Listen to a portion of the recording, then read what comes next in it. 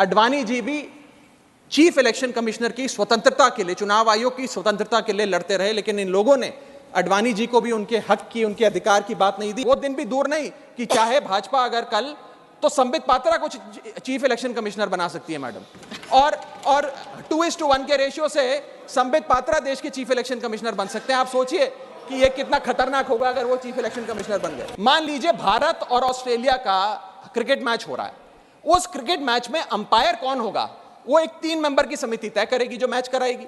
वो 3 मेंबर की समिति में एक ऑस्ट्रेलिया के कैप्टन पैट कमिंग्स होंगे, दूसरे ऑस्ट्रेलिया के प्रसिद्ध प्लेयर डेविड वार्नर होंगे, और थर्ड भारत के कप्तान रोहित शर्मा होंगे।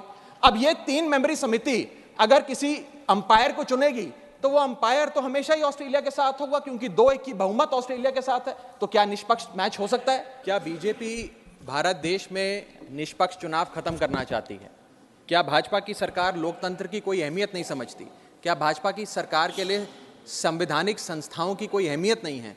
क्या भाजपा सरकार हर संवैधानिक संस्था को अपनी कठपुतली बनाना चाहती है? क्या भाजपा सरकार सुप्रीम कोर्ट के फैसले की कोई सम्मान नहीं करती, उसकी कोई अहमियत नहीं समझती? ये कुछ सवाल हैं जो बिल पढ़ने के बाद मेरे जहन में आए, और वो इसलिए आए क्योंकि इस बिल के माध्यम से ये सरकार चुनाव आयोग को पूरी तरीके से अपने नियंत्रण में लेना चाहती है, यानी कि चुनाव आयोग पे पूर्ण कब्जा चाहती है। मैम, चुनाव आयोग के 3 सदस्य होते हैं, एक मुख्य चुनाव आयुक्त यानी कि चीफ इलेक्शन कमिश्नर और 2 अतिरिक्त इलेक्शन कमिश्नर्स।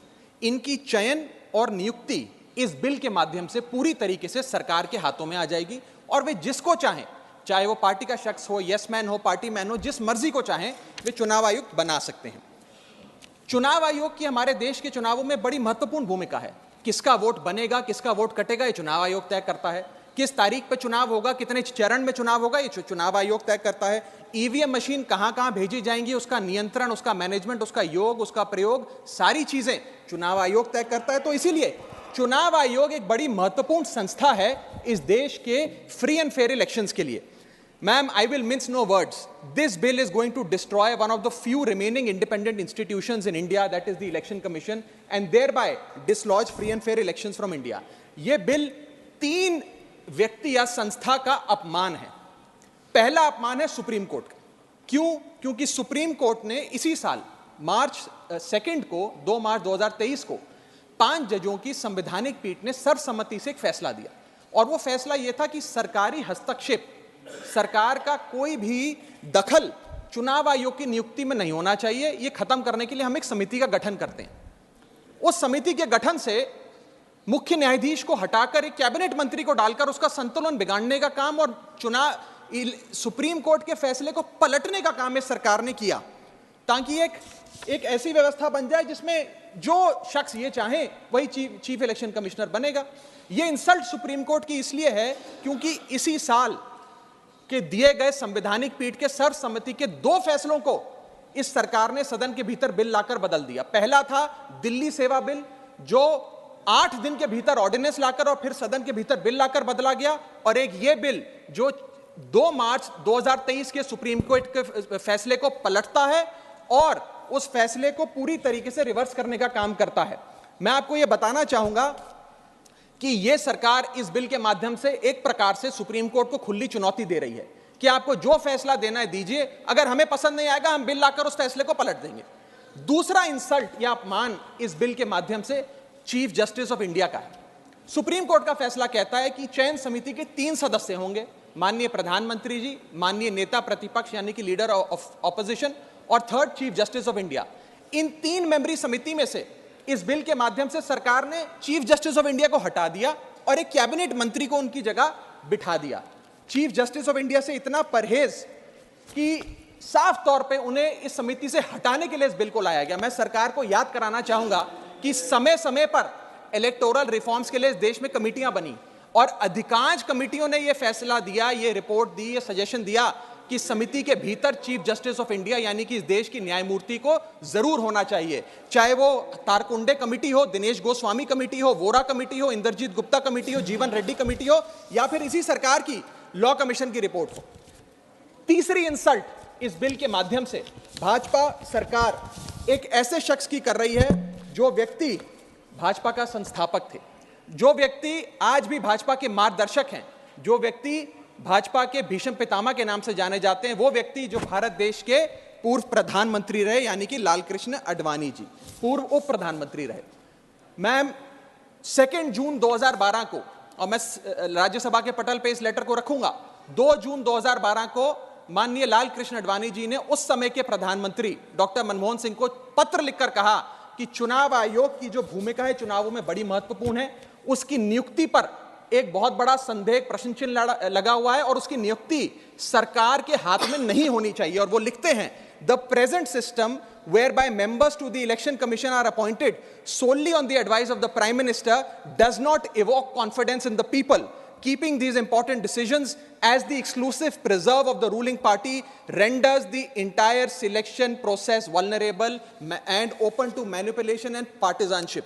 और वो कहते हैं कि समिति 5 सदस्यों की हो जो सीईसी की चयन करे, उनकी नियुक्ति करे, जिसमें प्रधानमंत्री हो, जिसमें लीडर ऑफ ऑपोजिशन लोकसभा हो, जिसमें लीडर ऑफ ऑपोजिशन राज्यसभा हो, जिसमें चीफ जस्टिस ऑफ इंडिया हो और कानून मंत्री हो, यानी कि 2 सदस्य सरकार के, 2 सदस्य ऑपोजिशन के और 1 न्यायपालिका के। ये समिति बड़ी अच्छी है। यानी कि आडवाणी जी भी चीफ इलेक्शन कमिश्नर की स्वतंत्रता के लिए, चुनाव आयोग की स्वतंत्रता के लिए लड़ते रहे, लेकिन इन लोगों ने आडवाणी जी को भी उनके हक की, उनके अधिकार की बात नहीं दी। आज मैं सदन में दूसरी बार लालकृष्ण आडवाणी जी के हक की, उनके अधिकार की बात मांगने के लिए खड़ा हुआ हूं। पहला जब उन्होंने दिल्ली सेवा बिल पर कहा था दिल्ली को पूर्ण राज्य का दर्जा दिया जाए, और आज जब उन्होंने कहा कि चीफ इलेक्शन कमिश्नर की नियुक्ति स्वतंत्रता से हो, निष्पक्ष तरीके से हो।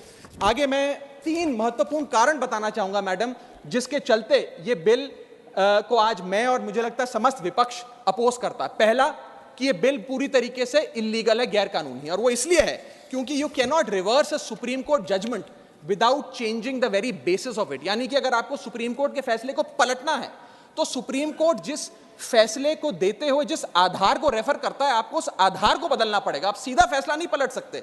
लेकिन इन लोगों ने सुप्रीम कोर्ट के फैसले की मूलभूत भावना को इस बिल के माध्यम से चोट पहुंचाने की कोशिश करी है और निष्पक्षता को चुनाव आयोग की भंग किया है। दूसरी कारण क्यों ये बिल गैर का, इसलिए क्योंकि ये बिल बेसिक स्ट्रक्चर, मेरा माइक चला गया, क्योंकि ये bill basic structure of the constitution के खिलाफ है। Basic structure of the constitution है free and fair elections, basic structure of the constitution है निष्पक्ष चुनाव और डेमोक्रेसी। अगर बायस्ड इलेक्शन कमीशन होगा तो चुनाव भी बायस्ड होगा। अगर गैर निष्पक्ष तरीके से चुनाव आयोग चुना जाएगा तो हिंदुस्तान में चुनाव भी गैर निष्पक्ष तरीके से होंगे। इसीलिए यह basic structure of the constitution को भी पूरी तरीके से वायलेट करता है। मैम मैं आगे बताना चाहूंगा कि दूसरा महत्वपूर्ण कारण क्यों यह बिल एक प्रकार से सरकार के हाथ में चुनाव आयोग का पूरा नियंत्रण दे देता है। Why is the selection committee biased in the favour of the government? Supreme court ने कहा 3 मेंबरी समिति होगी जो तय करेगी कि चुनाव आयोग में कौन कौन बैठेगा, प्रधानमंत्री, लीडर ऑफ ऑपोजिशन और चीफ जस्टिस ऑफ इंडिया। इसमें से चीफ जस्टिस ऑफ इंडिया को निकाल बाहर कर एक कैबिनेट मिनिस्टर को इसमें डालकर पूरा नियंत्रण सिलेक्शन समिति का इन लोगों ने बिगाड़ दिया, जिसके चलते आज इस समिति में सरकार के पास 2 वोट हैं। 2:1 से सारे फैसले मेजॉरिटी से सरकार ले सकती है। इसमें सर्वसम्मति से फैसला नहीं लेना, यूनानिमिटी से फैसला नहीं लेना। सरकार चाहे तो 2:1 से कोई भी फैसला ले सकती है। यानी कि सारा नियंत्रण, कौन मुख्य चुनाव आयुक्त होंगे, कौन चुनाव आयुक्त होंगे, ये सरकार के हाथ में आ जाता है।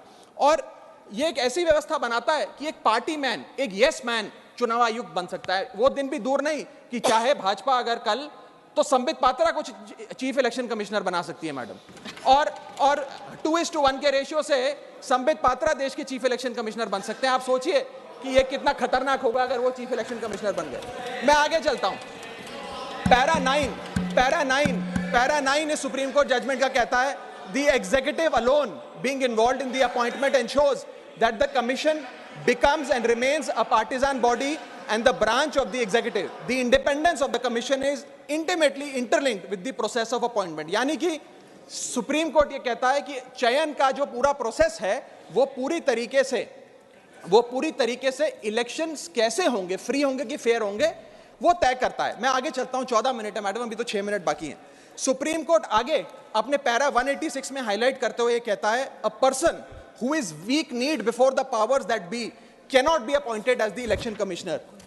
A person who is in a state of obligation or feels indebted to the person who has appointed him fails the nation and can have no place in the conduct of elections, forming the very foundation of our democracy.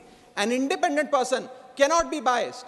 It is important that the appointment must be overshadowed even by a perception that a yes man will decide the fate of the democracy and all its promises. यानी कि केवल निष्पक्ष चयन ही होना जरूरी नहीं है, निष्पक्ष चयन जनता को नजर आना भी जरूरी है. It must not only be done, it must be seen to be done. ये सुप्रीम कोर्ट बात कहता है.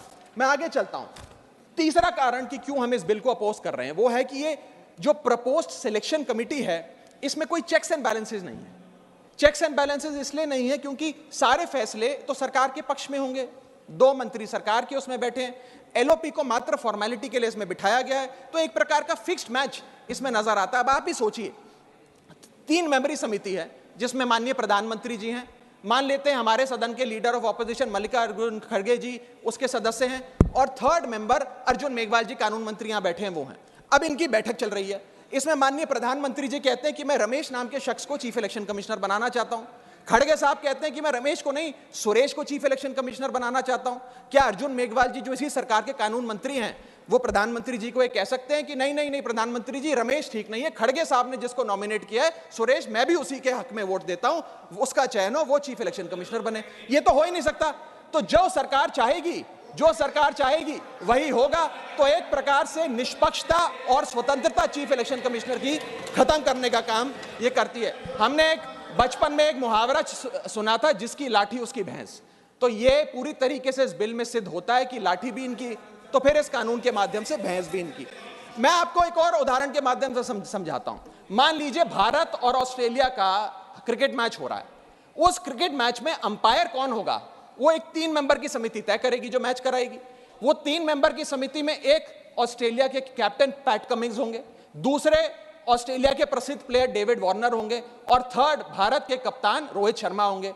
अब ये 3 मेंबरी समिति अगर किसी अंपायर को चुनेगी तो वो अंपायर तो हमेशा ही ऑस्ट्रेलिया के साथ होगा क्योंकि 2-1 की बहुमत ऑस्ट्रेलिया के साथ है. तो क्या निष्पक्ष मैच हो सकता है? क्या इंडिया इंडिपेंडेंट मैच खेल सकती है? ऐसा ही कुछ इस चुनाव आयोग के गठन से, इस बिल के आने के बाद इस देश में होने जा रहा है. मैं आगे चलता हूं मैडम, मुझे बोलने दीजिए. इसका माध्यम, मैडम मुझे बोलने दीजिए, मुझे डिस्टर्ब ना करें. ये बिल 3 की टेस्ट पे फेल होता है. The test of independence, the test of neutrality and the test of constitutionality. ये हमारा कॉन्स्टिट्यूशनल इंपेरेटिव है कि देश में चुनाव आयोग निष्पक्ष हो ताकि चुनाव निष्पक्ष हो. अगर चुनाव आयोग निष्पक्ष नहीं होगा तो चुनाव निष्पक्ष नहीं होंगे और लोगों की आस्था इस लोकतंत्र से डगमगा जाएगी. मैं सरकार को कहना चाहता हूं, अगर सरकार सुप्रीम कोर्ट के इस फैसले को पलटना चाहती है, अगर सरकार चीफ जस्टिस ऑफ इंडिया को इस समिति से हटाने के लिए इतनी बेकरार है, तो मैं आज सुझाव लाया हूं कानून मंत्री जी. 3 सुझाव मेरे, इनमें से अगर आप कोई सुझाव स्वीकार कर लें तो मुझे लगता है सारा हाउस एक आवाज में आपके इस बिल का समर्थन करेगा. पहला सुझाव यह है, ये 3 ऑप्शन लाया हूं आपके लिए. पहला ऑप्शन यह है कि चुनाव आयोग का गठन, कौन चीफ इलेक्शन कमिश्नर होगा और कौन इलेक्शन कमिश्नर्स होंगे, इसका गठन 2 मेंबरी समिति करे जिसमें 2 लोग हों, प्रधानमंत्री और लीडर ऑफ ऑपोजिशन, ये विपक्ष के नेता. ये 2 मेंबर्स सर्वसम्मति से फैसला ले, यूनानिमिटी से, क्योंकि 2 लोगों में मेजॉरिटी तो हो नहीं सकती. तो 2 लोग सर्वसम्मति से फैसला ले, जो भी नाम तय करेंगे हम सब मान जाएंगे. ये ऑप्शन 1. ऑप्शन 2 मैं देना चाहूंगा सरकार को, जो लालकृष्ण अडवाणी जी ने दिया था. लालकृष्ण अडवाणी जी की बात मान लीजिए, मेरी मत मानिए, आपको आम आदमी पार्टी तो पसंद नहीं, पर अपने पेट्रियार्क फाउंडिंग फादर, आपके पितामह भीष्म लालकृष्ण अडवाणी जी का फॉर्मूला ले लीजिए. 5 मेंबरी समिति, प्रधानमंत्री, कानून मंत्री, leader of opposition in Lok Sabha and Rajya Sabha और चीफ जस्टिस ऑफ इंडिया. ये 5 मेंबरी समिति एक निष्पक्ष चुनाव आयोग का चयन कर लेगी. और तीसरा ऑप्शन, अगर ये दोनों ऑप्शन आपको पसंद नहीं तो मैं आपको वो ऑप्शन बताना चाहूंगा जो कॉन्स्टिट्यूएंट असेंबली में प्रोफेसर शिबन लाल सक्सेना ने दिया था. वो था कि जो भी नाम ये चयन समिति तय करे वो नाम सदन के भीतर लाए जाएं और 2/3 बहुमत लोकसभा और राज्यसभा से नाम पास हो जाए, वो आदमी चीफ इलेक्शन कमिश्नर बन जाए. मैं सकारात्मक बहस कर रहा हूं, मैं ऑप्शन लाया हूं. ये इन 3 ऑप्शंस में से कोई भी ऑप्शन चुन लीजिए. सारे विपक्ष को मनाने की, एकजुट करने की जिम्मेदारी मेरी. मैं अंत में अपनी बात समाप्त करने से इतना बस कहना चाहूंगा मैडम कि ये बिल एक डे लाइट रॉबरी है हमारे देश की डेमोक्रेसी की, लोकतंत्र की. इस बिल के माध्यम से भाजपा डेमोक्रेसी को हाईजैक करना चाहती है. And I on behalf of the आम आदमी party oppose this bill, vehemently oppose this bill, because this bill will ensure that India, which is today known as the mother of democracy, will tomorrow unfortunately be known as for mockery of democracy. Mother of democracy से mockery of democracy तक का सफर आप इस bill के माध्यम से तय करने जा रहे हैं। मैं हाथ जोड़कर आपसे विनती करूंगा, इस बिल को वापस लीजिए। लोगों की देश के लोकतंत्र में बहुत आस्था है, उस आस्था से खिलवाड़ करने का काम मत कीजिए। बहुत बहुत शुक्रिया। जय हिंद, जय भारत।